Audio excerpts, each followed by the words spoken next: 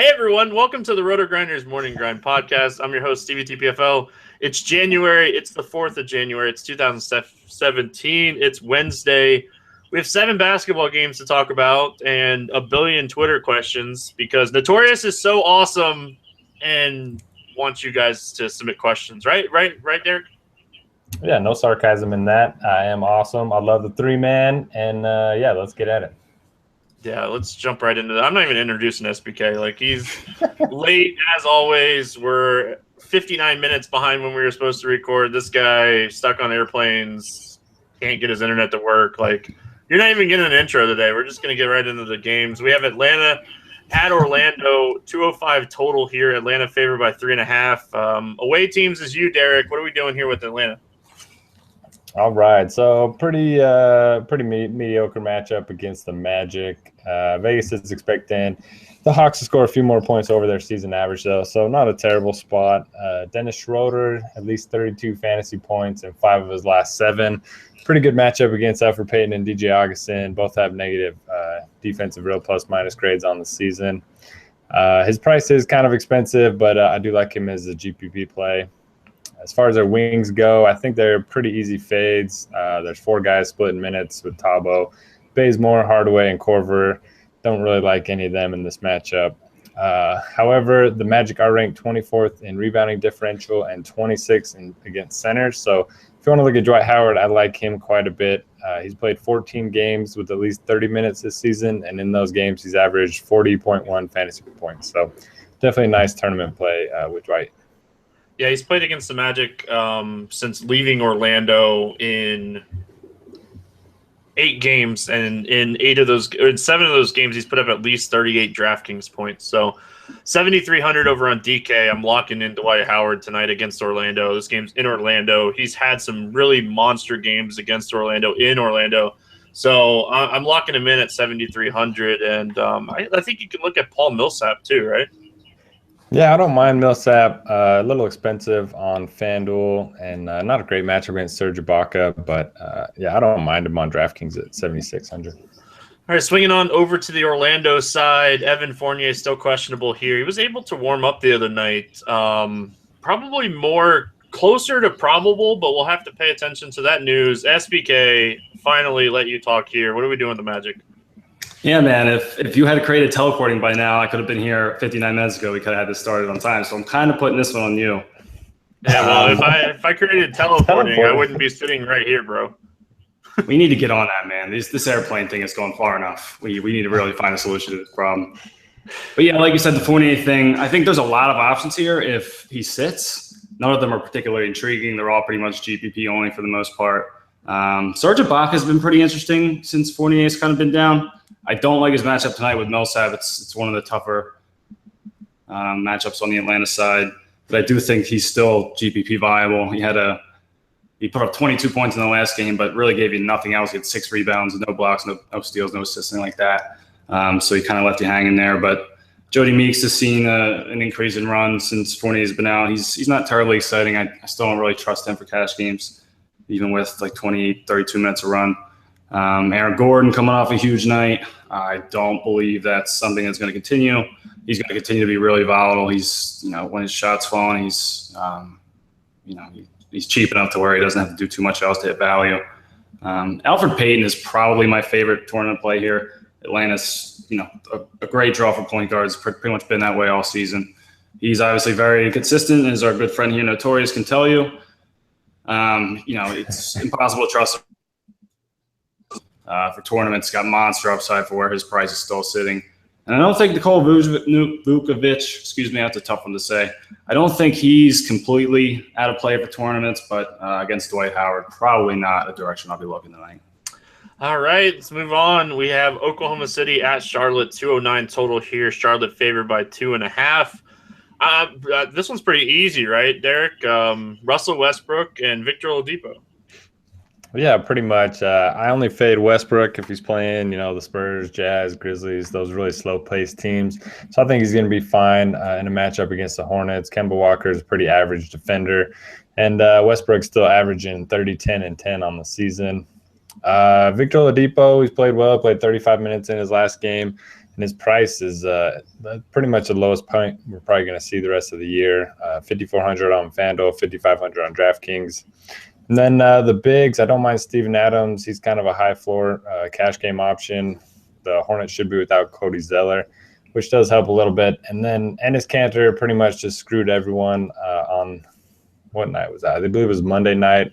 Had one of his worst games of the season, but he's been playing big minutes recently, and he has at least 29 fantasy points in 5 of his last 7 games. So if you want to look to Kanter in tournaments, I like him. Yeah, I don't mind the Kanter call there, but his ownership has been pretty high lately, and he's a guy that can definitely dud. So if you feel like his ownership's going to be high throughout the day, he's always a guy you can fade in tournaments because he can put up those 6 fantasy point games. SBK, we have Charlotte on your side here. Zeller's already been ruled out for this game, and Bellinelli is questionable to return here tonight. And Nicholas Batum has been fantastic. What's your thoughts here on Charlotte?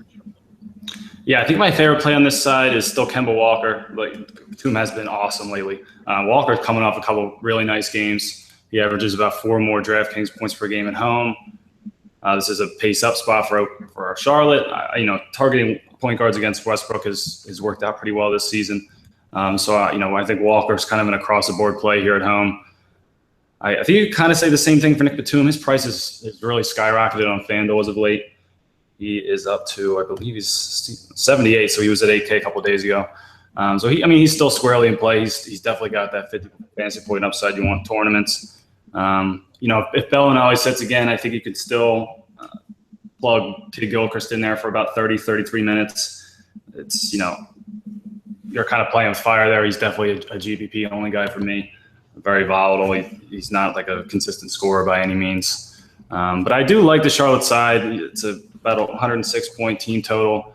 Even with Zeller out, though, it's really kind of hard to feel good about any of those guys in the front court. None of them really see a high volume of minutes. I think Marvin Williams is probably he'll see about 28, 30 minutes. But other than that, it's hard to count on any of those other guys to see time in that range. So I think it'll be Walker, a lot of Walker, and then some Batum in tournaments. Same with Kid Gilchrist, but I'm not going near the front court. Hey, does Spencer Hall still have a man bun? Yeah, he does. I'm pretty sure. He's always doing something crazy with his hair. Yeah, he's always looking funny. You got to put him in play then with the man bun.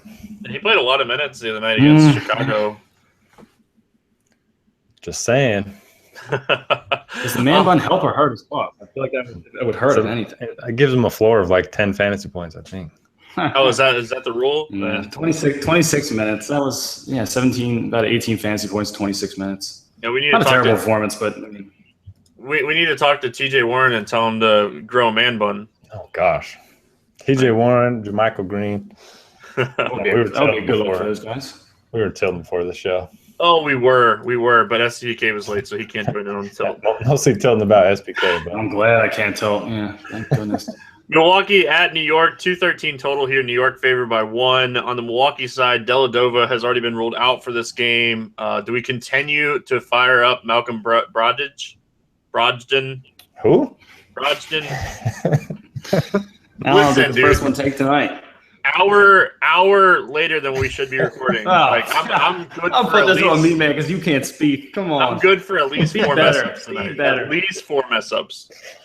I hope so. I enjoyed it. Yeah, I like Brogdon quite a bit. Last 3 games with Dellavedova out, 22, 43, and 20 fantasy points. And I think you can make the argument that he's the best rookie guard in the league.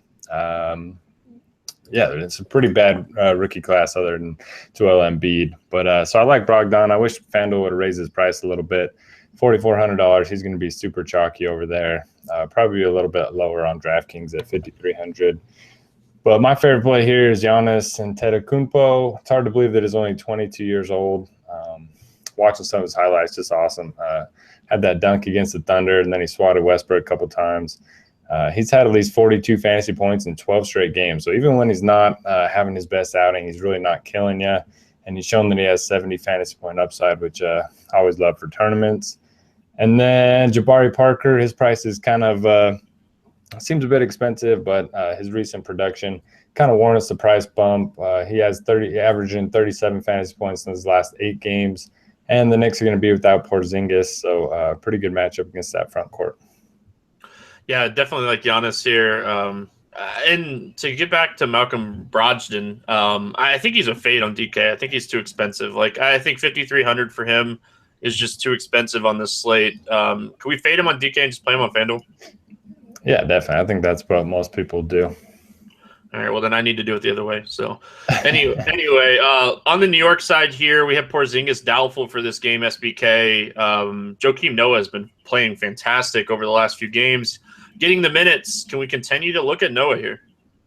Yeah, your boy. I think he's definitely still in man. play. He's been doing real well lately. I think obviously Porzingis' absence is going to help him. I mean, not to a huge degree, but his minutes has become more secure. The ball's in his hands a little bit more offensively.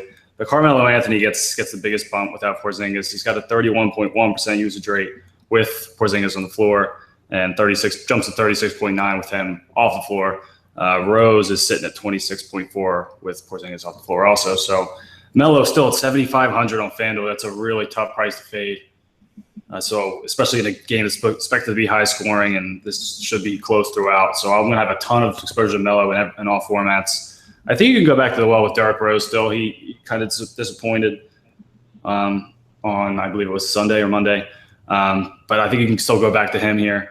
He's going to benefit with no Porzingis on the floor. And like we just talked about with Noah, his price is starting to creep up. I think he's 4,900 now on FanDuel, but obviously still a great shot at returning GPP value there. So I'll definitely be looking his way. Can you play Rose against Giannis though? Like that just seems like an awful matchup for Rose.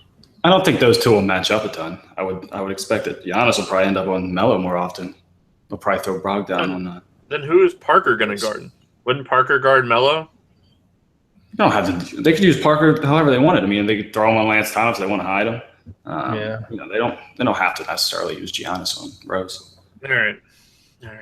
Any other thoughts here before we move on? Any Hernan Gomez love? No, God, get out of here with that one. I'm not looking at him or O'Quinn. That's a little too crazy for me. Seeing Lance Thomas, not going there. If you're going cheap, wouldn't you look at like a guy like Courtney Lee, who you know is just going to play a boatload of minutes? Oh man, no man, there's no upside there. If Courtney Lee beats me, so be it. I don't think I've rostered him once this year, and I hope that trend continues throughout. Oh, man. You want to talk about value? Chicago at Cleveland. The whole entire Cleveland team is questionable. And then on the Chicago side, we have Dwayne Wade, and Valentine has already been ruled out. Wade questionable. You get the Chicago Bulls here, Derek, and I'll make it easy for you. If Wade's out, you play Jimmy Butler. Yeah, so when Wade's off the floor this season, Butler has a 36% usage rate. He's averaging 52.2 fantasy points per 36 minutes, which is just crazy. And he scored 53.6 against the Cavs in their last meeting. So definitely just play Butler if Wade's out. Even if Wade plays, I think you can still look at Butler in tournaments. His price is going to be high enough that most people will be off of him if Wade plays. But yeah, he's definitely one of the top plays if Wade gets ruled out. And then how bad is Rajon Rondo? I mean, third string behind Michael Carter-Williams and Jerry Grant. It's crazy to see him drop that far. MCW hasn't really played very well as a starting point guard, but I'm always going to be interested in, a starting guy that is under 5K on both sides. So you can look his way. Cavaliers really not very good against point guards.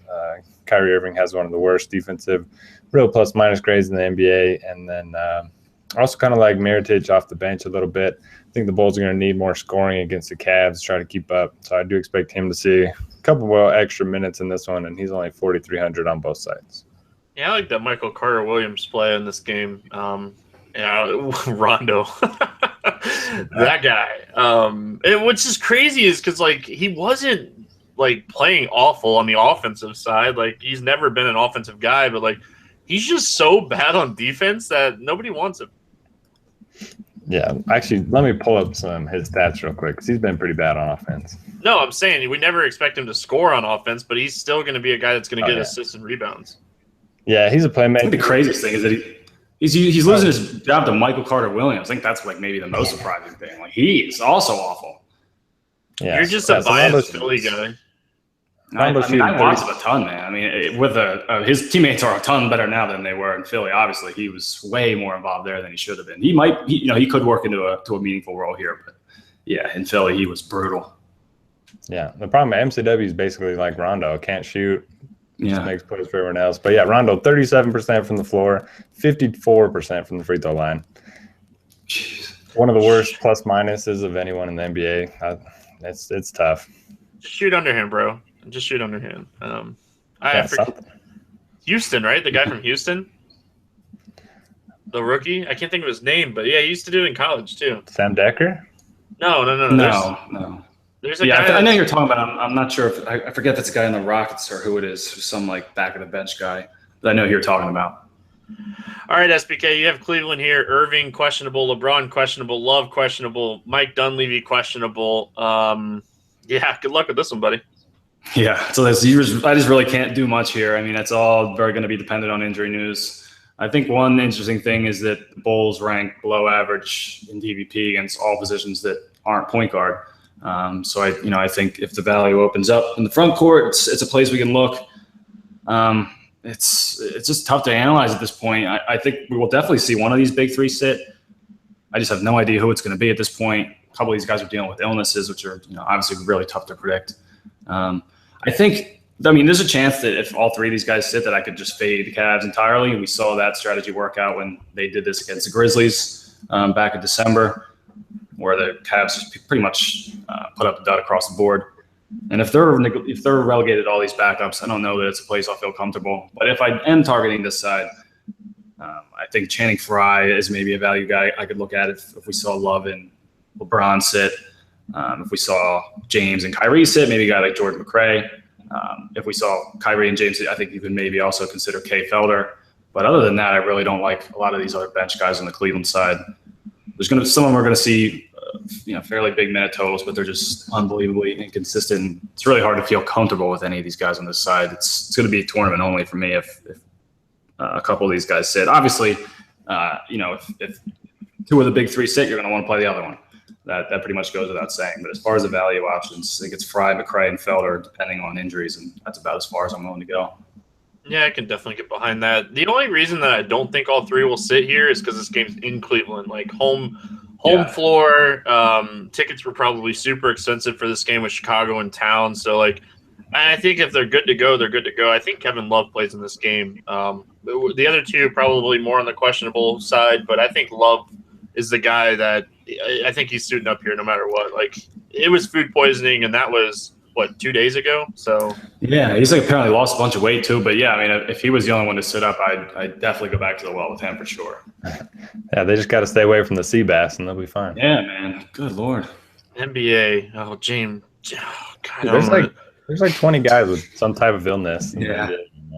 Well, you have to give them the benefit of the doubt, right? They travel so much that you have to give them the benefit of the doubt. For sure. Yeah. They're definitely genuinely sick. I don't think anybody's nervous. No, they're not genuinely sick. They're just wusses. James Johnson. James Johnson case, perhaps. Yeah, that was bad. He was in the perfect spot. God, he would have played 40 minutes. Yeah. Probably. Anyway. Willie Reed. Memphis at LA taking on the Clippers. On the Memphis side here, Derek, we were talking about it before the show. JaMychal Green got hit in the face, left the game in the third quarter, did not return. It's a facial injury. We don't have a lot of details on the injury in general, but back-to-back here for Memphis. If we get news that JaMychal Green sits in this game, what are we doing here with the Grizzlies? Yeah, I think if Green sits, I think you got to look to Zach Randolph. They may not end up putting him in the starting lineup, but either way, he should see a little boost in minutes. It's kind of a tough spot, though. They've been really careful with their guys on the second half of back-to-backs this season. We've seen them rest Conley and Gasol. We've seen them put Conley on a minute restriction, and it looks like they're already ruling out Chandler Parsons. He's doubtful already for today's game. So I don't really know what to do here. The Clippers, without Chris Paul, they're probably going to slow the pace of the game down, and they still have a top 10 defense even without him and Blake Griffin. So it's really just not a spot I want to target a lot of. Like I mentioned, I think Zach Randolph is probably the play here, and then maybe Marc Gasol if he doesn't get rested. Yeah, Zebo averaging 1.1 fantasy points per minute without Green on the floor, 30.4% usage rate there. So I could definitely get behind Zebo. Marc Gasol was questionable coming into the game with the ankle injury back to back. Like you said, just be super careful with the Memphis guys if you don't have any news before lock. Yeah, exactly. Just a bad spot. They've been really careful with their guys. And even if they do play, I mean, we could see Conley and Gasol both see under 30 minutes. So just a tough spot overall. I don't know. The Clippers, we have news that, CP3 is doubtful here. I don't see him suiting up in this game, but what's your take here, SBK? Yeah, I agree. I don't think he plays. This could be a game you just kind of fade entirely. Memphis is 28th in pace, first in defensive efficiency, so there's really not a whole lot to like about the Clippers. There's no real weakness on that Memphis side. If we see, one of those guys rest, it could open up a little bit of value on the Clipper side, but not a whole lot. I think you're still looking at the guards pretty much. Austin Rivers, Jamal Crawford, JJ Redick, Raymond Felton are all still in play. Besides that, I'm not looking at any of these other Clippers. I think I'm probably most likely to roster either Jamal Crawford or Raymond Felton if I have to pick one or two. But I'm not going to have much exposure to the Clippers side. I might sprinkle them in tournaments and, hope I hit on one of them. I like JJ Redick on the Clippers side for tournaments. 34 minutes against Phoenix last time out. Like the hamstring probably doing much better. If Redick plays over 30 minutes, he gets hot from three-point land. He's going to be a guy that he can put up massive fantasy points when he gets hot. So Redick at 5K on DK, definitely like that at shooting guard. But I'm with you here. I don't really love this game. We have a 7-game slate, and I don't mind narrowing it down to like 6 and just leaving this game off. Yeah, I agree. Unless we get news that JaMychal Green sits, then all the fat Zebo roly-poly, dude. Miami at Sacramento. Hey, this one's for you, Notorious. There's no total in this game because Miami, Whiteside, supposed to see a doctor on Wednesday, probably closer on the doubtful side for this game. Winslow's questionable. Tyler Johnson questionable with a migraine, you big wuss. James Johnson questionable because he ate some bad oysters. And Dion Waiters was close to playing on Tuesday night. They said there's a chance that he plays on Wednesday. There's just so many question marks. It's just have fun with this one. Yeah, there's a 95% chance everything I say right now will have no meaning an hour before lock. So, take it with a grain of salt. Justice Winslow and Whiteside, I don't expect either of those guys to play. They didn't travel for the game in Phoenix last night. And like you mentioned, Whiteside's going to a doctor. So I'd expect them to be out. If that's the case, I really like James Johnson if we get news that he's going to play. He played 34 minutes in the previous game with Whiteside out, had a huge game. Willie Reed, ton of people are going to be chasing his 52 fantasy point outing last night against the Suns. He's going to be super popular because the prices came out before that game ended. So he's only 4,000 on FanDuel, 3,900 on DraftKings. I think he's still fine. Probably, I don't know. Are you going to fade him in tournaments, Stevie? Oh, 100%. I was going to say that when you got done, but it's just if you watch that game, I watched a lot of the Miami game because I had all the Dragon. But if you watch that game, it was just he was getting a lot of easy looks in the fourth and third quarters, and it's just Phoenix at its best. DeMarcus Cousins going to manhandle Willie Reed tonight. Yeah, I agree. I mean, if James Johnson's out and if Whiteside's out, they're going to need him to play minutes. So I think he's fine for cash. He's cheap enough that he's not going to kill you. And then I like Dragic, assuming he's able to play again on the second half of a back-to-back. The last time he played, his knee kind of swelled up a little bit. So be on the lookout for him if he ends up sitting out. You could go with Richardson and Tyler Johnson, assuming he doesn't have any migraines. I mean, it's just a mess. Yeah, you're really just going to have to really pay attention to the news on the Miami side throughout the day. I hate to say it, but as much as we want to break down this game, the Miami side is just impossible the night before to break down because the injuries, if Tyler Johnson sits and James Johnson sits, I don't even care. Josh Richardson would just – if we had that news before lock on Tuesday, we would have had all the Richardson. I don't care what his fantasy day was. I know he played a ton of minutes in that game. So I could definitely get behind, playing a Willie Reed in cash games, but in tournaments, people are going to chase that so much. Like you said, the price is still cheap everywhere. I can't go there. And then on the Sacramento side, Rudy Gay is still questionable. Lawson was upgraded and downgraded to out last night on Tuesday night. It's a back-to-back for both of these teams. What are we doing with the Kings, SBK? Yeah, I don't really know what to think about the Lawson situation. That's kind of a strange one. I think if he sits again, Collison's still cheap enough to where you can target him. You can pretty much throw most of the DVP stuff for the Heat, at least for the time being, out the window, considering that we'll probably see a lot of guys sit again. But obviously DeMarcus Cousins is the top play here. He should dominate, especially if we don't see Whiteside, which it sounds like we almost certainly will not. So I think, if he matches up with Willie Reed down there, like what you guys were just saying, it's going to be a slaughter. So I'll definitely have a ton of exposure to Cousins. Well worth paying up at the center spot for him. I think that's about it as far as guys you can feel remotely good about. I think Garrett Temple and Matt Barnes are still deep GPP flyers, but they're really not much more than that. Yeah, I don't mind Cousins here. On DraftKings, if you have to make the decision between Cousins and Westbrook, I think it's an easy decision to Westbrook, right? Yeah, I agree with that for sure. We might get value where you can play both of them, but trying to fit in two guys over 10K is really tough. So being able to try to fit both those guys in, I think you look at Westbrook for the higher floor and probably the higher ceiling. Wouldn't you agree, Notorious? Yeah, I think so for sure. FanDuel, you could probably get both, but yeah, on DraftKings, I think Westbrook's probably the play. So then you have to make the decision on FanDuel. Do you play DeMarcus Cousins or do you look at Giannis? I think there's decisions to be made with these high price guys tonight. Yeah, definitely agree with that. Especially if you want to play Willie Reed for cash games, you're probably going to want to go up to Giannis instead of Cousins. But yeah, it's tough. Cousins should absolutely eat in this matchup. If you want to play Noah, what if you want to play Steven Adams? What if you want to play Dwight Howard against Orlando? There's decisions to be made on this slate. I already like this slate, and we're not even done yet. But we're going to finish here with Portland at Golden State. Lillard on the doubtful side for your Portland Trailblazers here. 224.5 total. Golden State favored by 15.5. This game's not going to be close. What are we doing with the Trailblazers? Yeah, so definitely has all the makings of a blowout, like you mentioned. Lillard not expected to play. But CJ McCollum's kind of like Jimmy Butler when Dwayne Wade is out. You kind of just play him when Damian Lillard's out. When he's off the floor of the season, he has a 33% usage rate. He's averaging 46.2 fantasy points per 36 minutes. So if they're going to be able to keep this game close and he plays minutes in the 30s, he should have a really big game. He's coming off of that huge game the other night. And, he should just have all the usage in this offense. Pretty good matchup against the Warriors. As far as the rest of the, Blazers guys, I really like them in a game stack. I probably won't use any of them in cash games or individually. But if you want to stack this game, if you think they can keep it close, I don't mind Evan Turner off the bench. Mason Plumlee, nobody's going to be on him because we already mentioned so many good center plays on the board.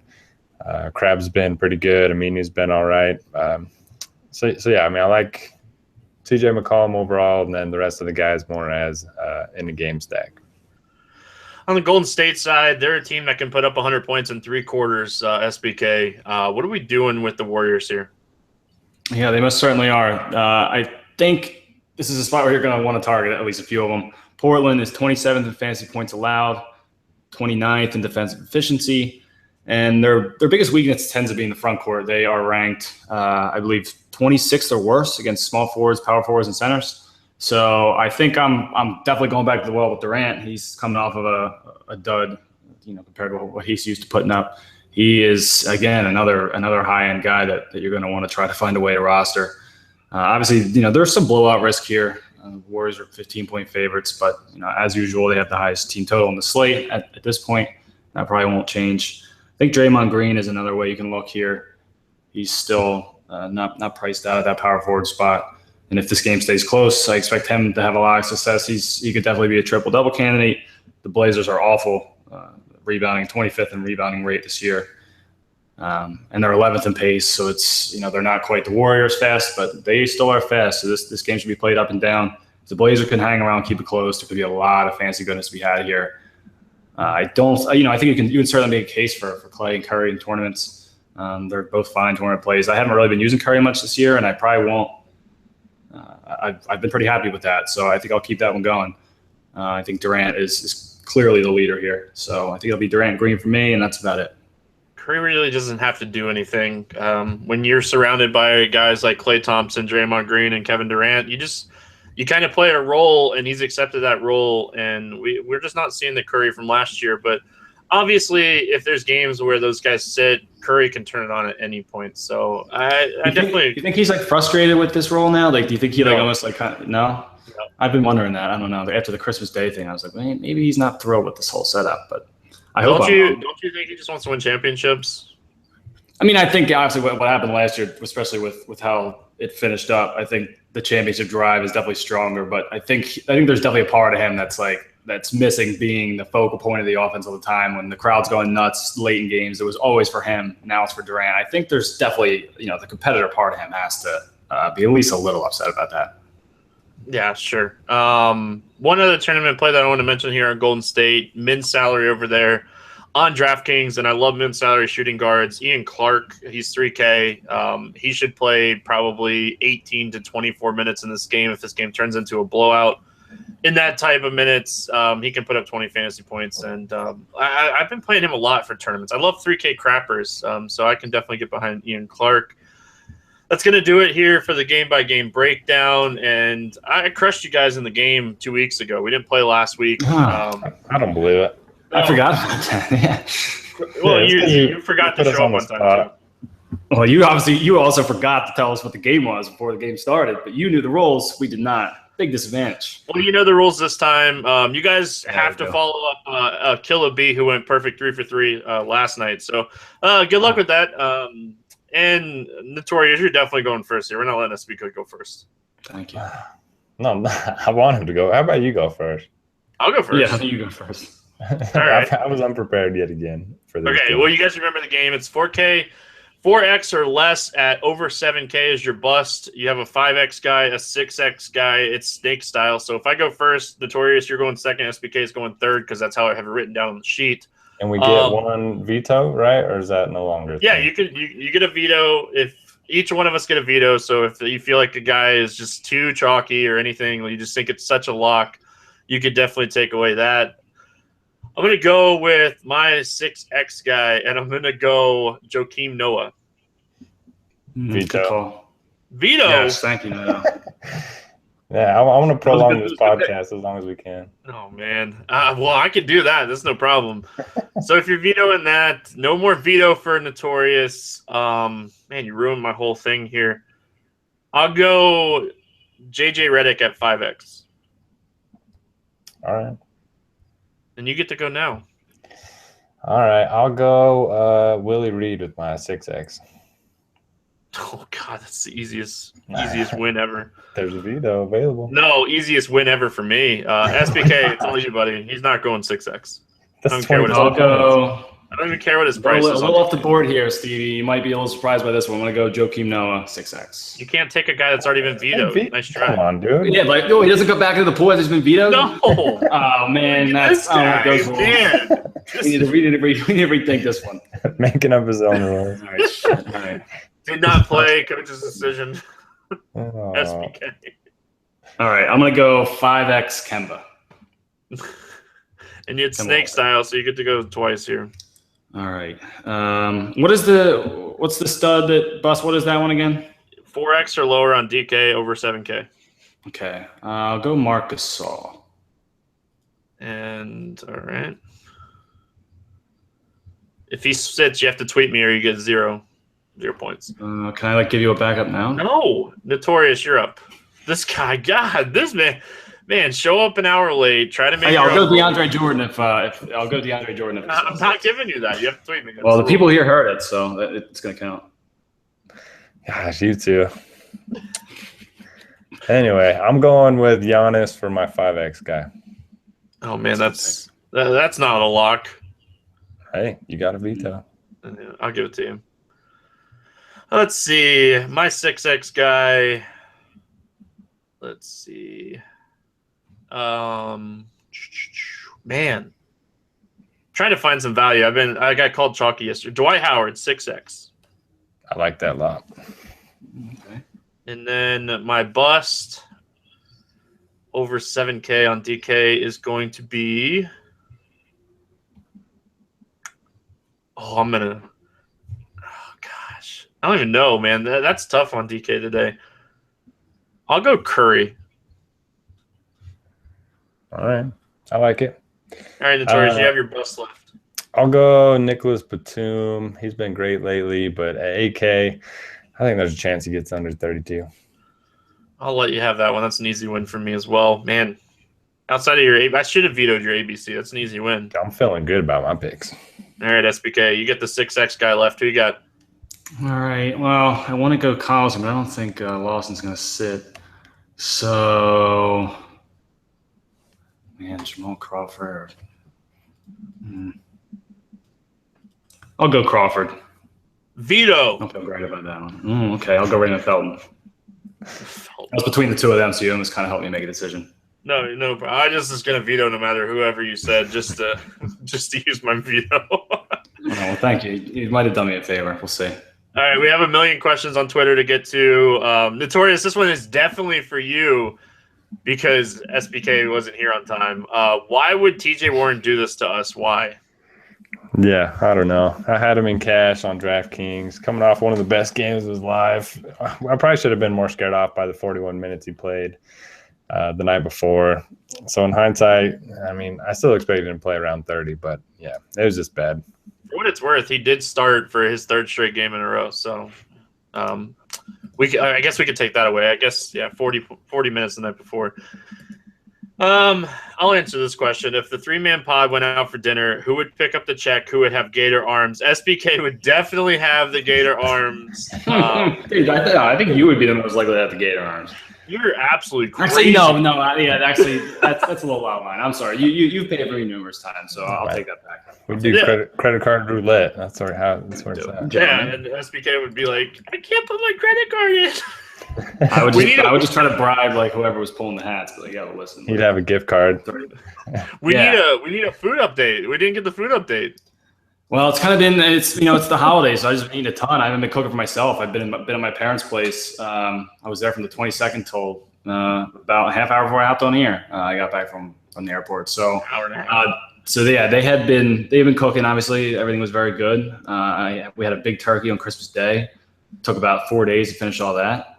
But yeah, nothing too noteworthy. I haven't been doing in my own cooking. Although my parents did talk me into getting a slow cooker.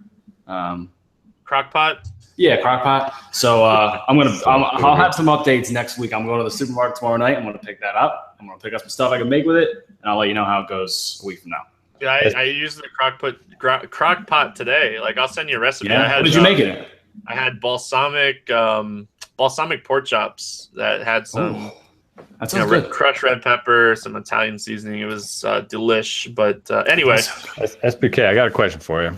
What's that? Why do people in Philly hate Robert Covington so much? Dude, I mean, I don't want him to be like he could be a decent shooter, but he's just so inconsistent shooting ball. They booed him every time he touched the floor tonight in the first quarter. Yes, they were doing that with Okafor too. I was here, and I didn't get a chance to watch the game. But yeah, Covington's just been brutal. I think I don't think they'll move him before the deadline. I don't know how much interest they have in doing that. But yeah, the Philly fans are not happy with anybody not naming Embiid right now.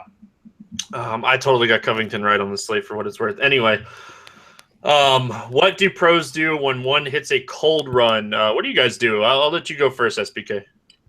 You just gotta keep pounding away, man. Like, those things are gonna happen, especially if you do this every day for long periods of time. If you don't, I don't really take time off during the year. I mean, there's always baseball, football, basketball, something going on. So it just gotta take the punches. I mean, it's gonna come when you're playing every day. You're gonna go through some cold streaks. You're gonna go through some hot streaks.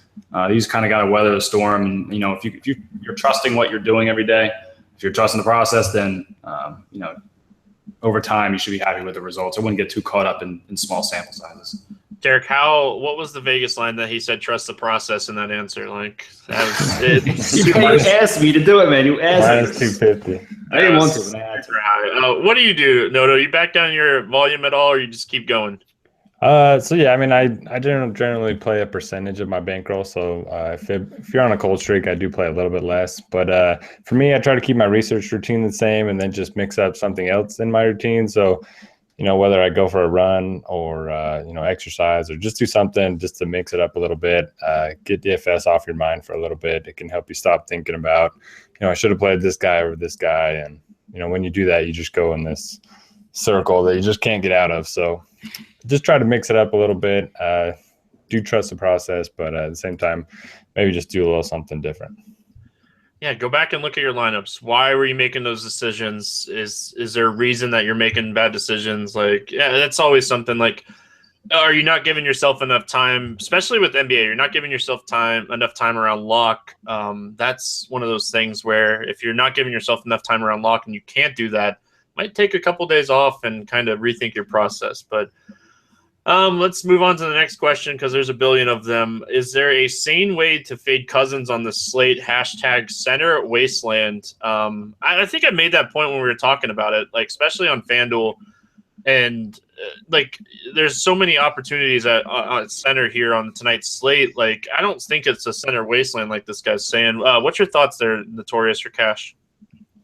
Yeah, I mean, I think you can definitely pay up for Cousins. He's going to be, the top overall play. But I like Dwight Howard for tournaments. I think if Whiteside out, I think Reed's going to be in play. And then Joakim Noah has just been awesome with Porzingis out. So I think you look at him too. Definitely not a must play with Cousins. All right, SBK, I'll let you answer this one. Willie Reed, seriously, why can't I win? Yeah, I don't think anybody saw that one coming, obviously. I don't think he was rostered in the lineup anywhere in the industry, but he'll be rostered in quite a few of them tomorrow. And I think he's a decent candidate for early foul trouble and probably a good candidate for people to be complaining about on Twitter for the opposite reasons tomorrow night. So I think I'll probably be playing the fade in tournaments and hoping that we get angry Twitter back just on the wrong side or on the other side, excuse me. All right, this one's for you, SBK, as well. Average amount of turning teams each night on bigger slates. Do you have more or less teams? I like to kind of do everything by hand. So I tend to stay between about 10 and 25. I don't go too big. Obviously, it becomes very hard to manage that amount of lineups, especially around lock with what I'm doing. I usually have to have things fairly well set, like an hour and a half before lock, and then I'll try to find time leading up to lock to try to make some swaps. But on smaller slates, I can even kind of drip a little bit below 10. But I'm typically between 10 and 25. But that's kind of because I do things by hand. If I was mass entering, I think lineup builder really helps you handle a large amount of lineups. But I like being able to look at every one of them and kind of know exactly where I am. So I'm usually between about 10 and 25. All right, Derek, this next question kind of ties into that as well. It says, if not playing 150 lineups, what is the most optimal strategy? One lineup, multiple lineups? What's your most optimal strategy if you're not maxing out a tournament?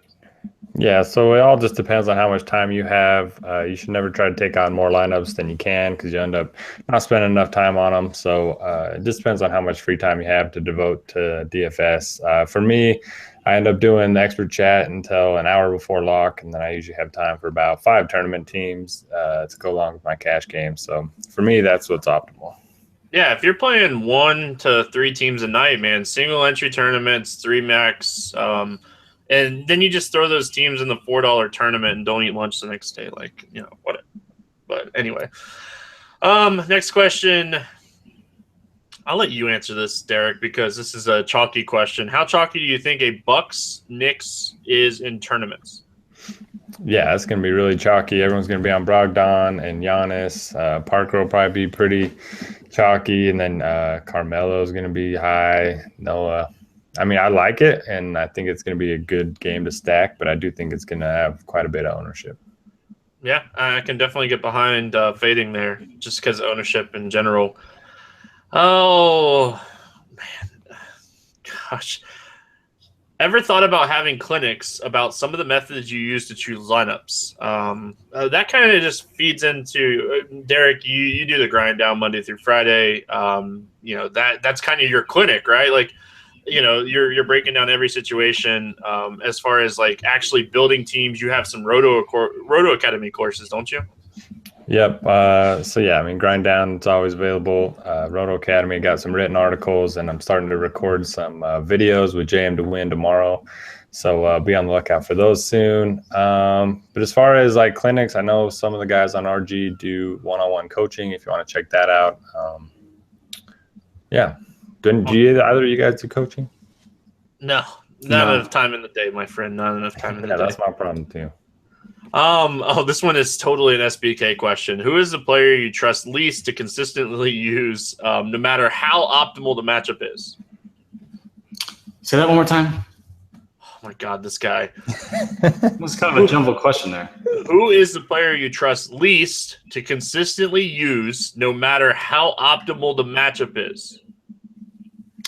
Whoa, that's a tough one. This is so easy. It's TJ Warren.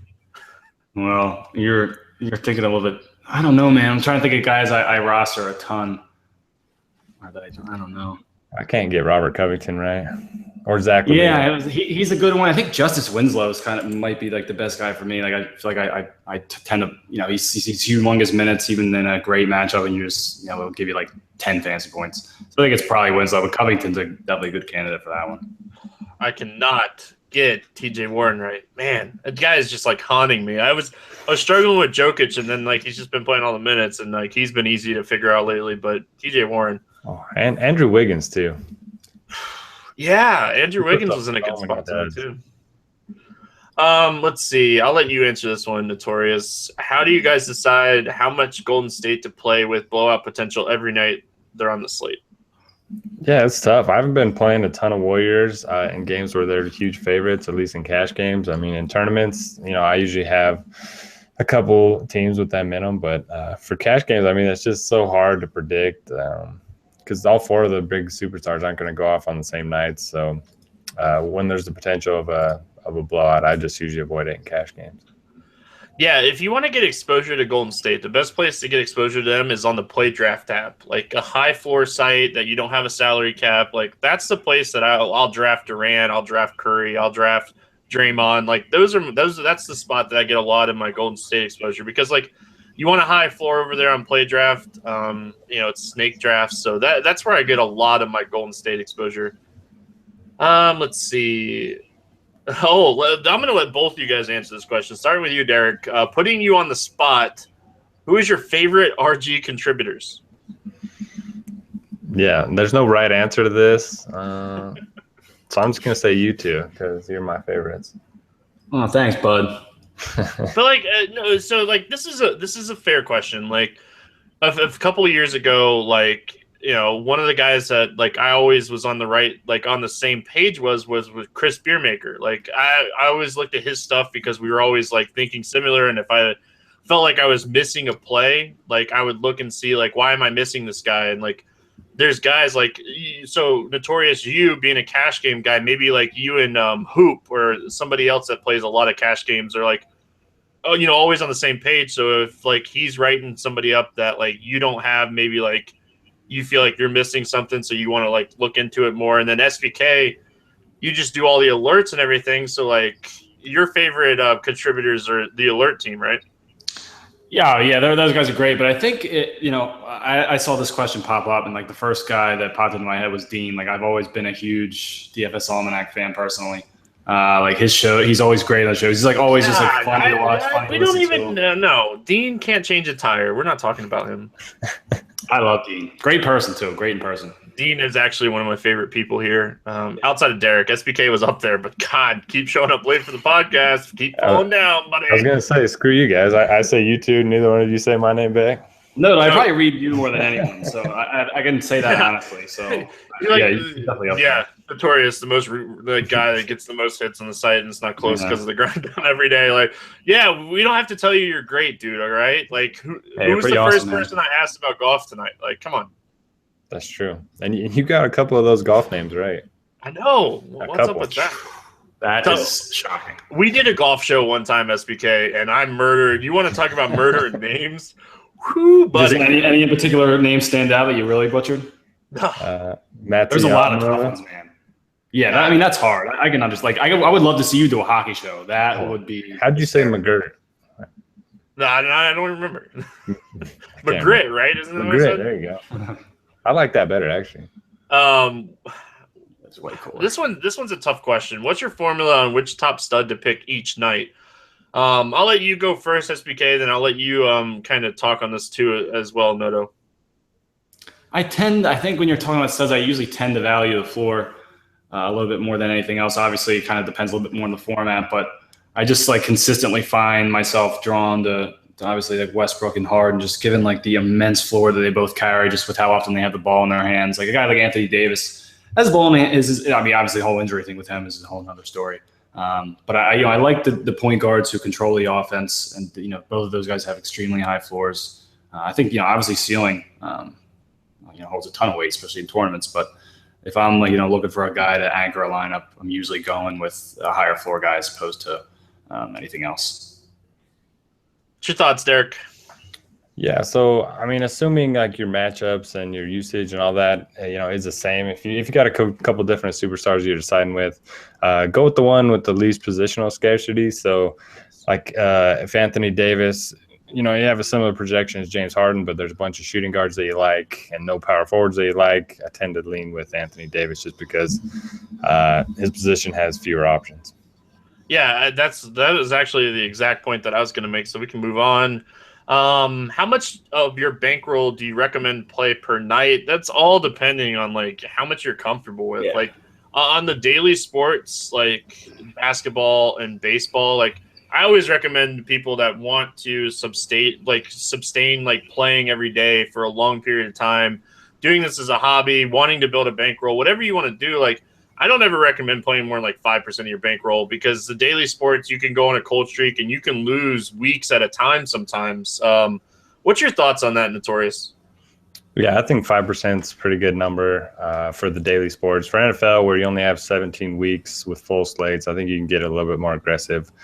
But yeah, it just depends. I mean, people say they're bankroll, but if you're willing to put more money in, if you lose, then your bankroll is actually bigger than what it is right now. So, it's kind of hard to judge what your actual bankroll is and then go by that. But yeah, if you do this as a hobby, like and you just like enjoy daily fantasy, you enjoy watching the games, you enjoy the sweat, and you're willing to put in $50 to $100 a month, a week, like your bankroll is much bigger than that $50, $100 because you're willing to, go through that money like you would go to a movie and just spend that money or not go out to dinner or something like that. So it all depends on your situation. It's tough for us to say. We do this, as a job, so we're super careful about, what we're playing each night and all that stuff. So, what is the best point per dollar play on the board? Might be your boy Joakim. First glance, Noah's up there. Brogdon on FanDuel. Yeah. Michael Carter Williams is pretty cheap. It all depends a lot on Miami situation too, That's right? true. Oh, absolutely, yeah. And then the Chicago and Cleveland situation as well, because even if Wade sits and Jimmy Butler becomes one of those guys that we have to consider for point per dollar, top play, his usage like we had talked about. So it all depends on news on that one. That one's tough. SBK, this one's for you. Favorite under the radar play. And Noto, man, we got way too many questions tonight. Who's my favorite contrarian play on the slate? I'm still not thinking that a ton of people are going to be willing to go back to the well on Rose, even with, I think hoping that, potentially looming Giannis matchup, which I don't think is going to happen, hoping that scares some people away. So I think maybe Rose would probably be my favorite contrarian play of the day. It's tough to say though. Yeah, Dwight Howard. Yeah, I want to see, I'm going to look at Christian Mino's ownership percentages today. I want to see the ownership on Dwight Howard. I want to see it on Draymond Green. We talked about that situation for him. And I really want to see it for JJ Redick. If we see it under 10%, under 5% for JJ Redick, he's going to be a guy that I'm going to, 10x the field with on tonight's slate. So it all depends on what the ownership projections look like here for today. Oh man, what is the most players from an individual team or individual game you would stack? Do either one of you guys do a lot of game stacks? I know I do a lot of game stacks. I'm curious if you guys do game stacks at all.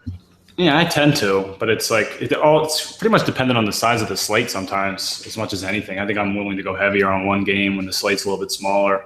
But I'd say, on a slate like this size, about 5 or 6 is about as heavy as I would go. You do any game stacking, Notorious? Yeah, I do, and I love to stack teams when their superstars out. So I don't mind taking 4 or 5 guys from a team, even in cash games when they're missing their bet top player, just because so much of the minutes and usage are going to get soaked up by the rest of that lineup. So yeah, it really just depends. I generally just try not to take a huge percentage of my total salary cap from one team. It's less about the number of plays, more about how much they cost. Yeah, I'm usually a guy that'll do 3 and 2. Like, my favorite team to stack this season has been Cleveland in games that I project that are going to be close, high-scoring games, up-paced games. Like, I'll stack the big 3, and then I'll take 2 guys from the other team, and that's paid off a lot, especially when they play Milwaukee. Like, the Giannis, Parker, and the big 3 stack with all the value plays on a slate a couple weeks ago was it was just straight fire money. So it all depends on the slate, like you guys are talking about, but 3-2 is my favorite stack. And then, like you said, if you get a situation where you get a stud out and you're going to open up a lot of usage, that's definitely something that we can look at.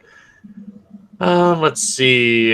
Is the most tilting player in the league that averages 25 minutes a game not named Markieff Morris? It's got to be him. Aaron Gordon gives him a run for his money, though. Yeah, but he's been really good lately.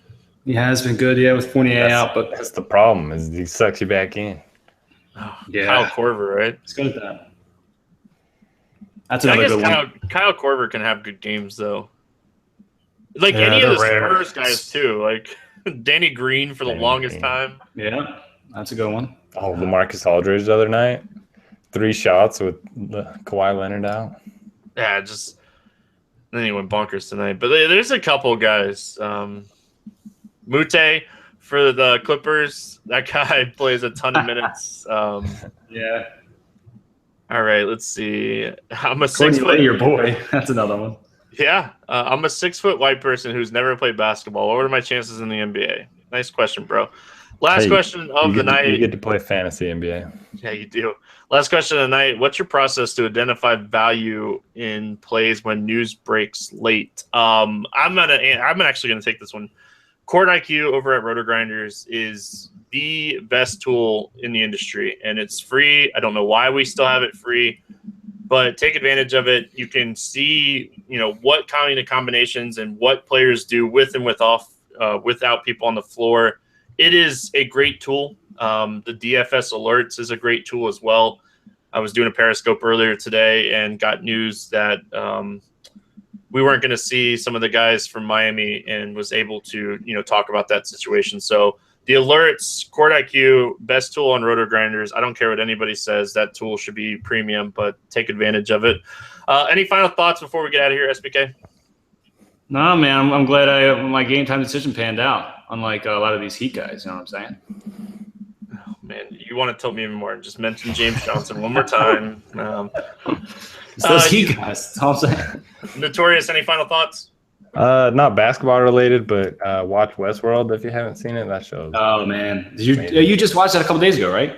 Yeah, just finished it. I watched it like 2 nights. Whew. Yeah, I still did it the right way, man. I stand by my argument that White Collar is still the best show on Netflix. If you haven't watched it, you guys are missing out. Well, I'm always down for more shows.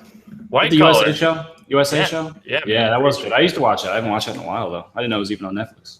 All right, if you guys want a fun contest here on this Wednesday slate, if you head on over to the RotoGrinders forum, there is a RotoGrinders NBA bounty free roll for FanDuel. There's 5 bounties in this tournament.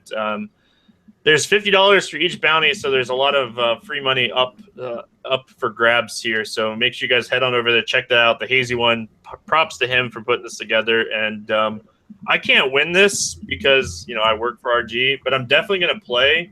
Just because there's a beard part bounty. So, there's a beard bounty. I got the beard rocking. I'm definitely going to play and play Jeff Green. So, anyway, that's going to do it here for the Wednesday edition of the Morning Grind podcast. We'll be back tomorrow talking football and maybe even some basketball since the football slate is so small. Good luck in your contest tonight for NBA, and we'll see you again tomorrow.